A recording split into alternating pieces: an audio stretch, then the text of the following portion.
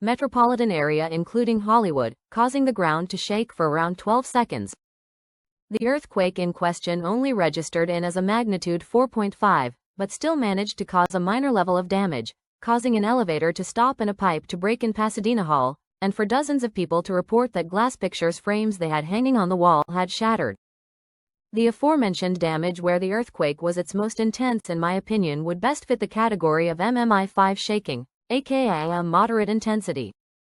Before I discuss why this earthquake occurred, let me address a more immediate worry some people might have: aftershocks. Aftershocks almost always follow larger magnitude earthquakes, aftershocks following a nice 1/x bell curve rate with x starting at a value of 1 and increasing as the unit of time increases. So, are there any chances that a truly damaging earthquake could occur, specifically in the next week in the vicinity of Los Angeles? Yes, but the odds are incredibly low. How low? About 1 in 2,000, which marks the estimated chance that a magnitude 6.0 or larger earthquake strikes, whereas an even lower risk of a magnitude 7.0 or larger earthquake exists, being about 1 in 20,000. As for a smaller magnitude 5 range earthquake which could still cause some more limited damage, the odds of that in the next week are about 1 in 200.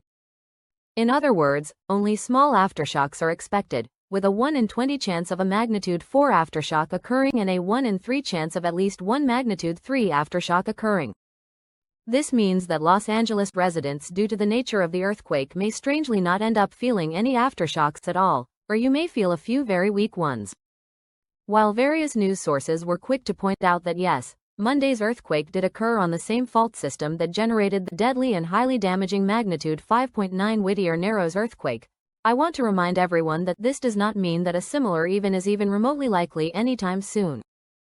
Instead, the 4.4 magnitude earthquake represented an event which on average strikes the Los Angeles area about once every 26 months, with the vast majority of these quakes occurring on thrust faults. Thrust faults are essentially reverse faults where the hanging wall moves up relative to the footwall. Thrust faults except that the fault plane occurs at an angle of 45 degrees or less.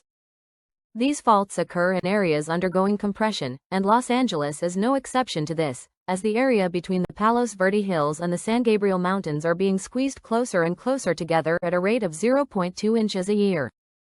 That may not sound like a lot, but across 15,000 years that compression adds up, totaling around 250 feet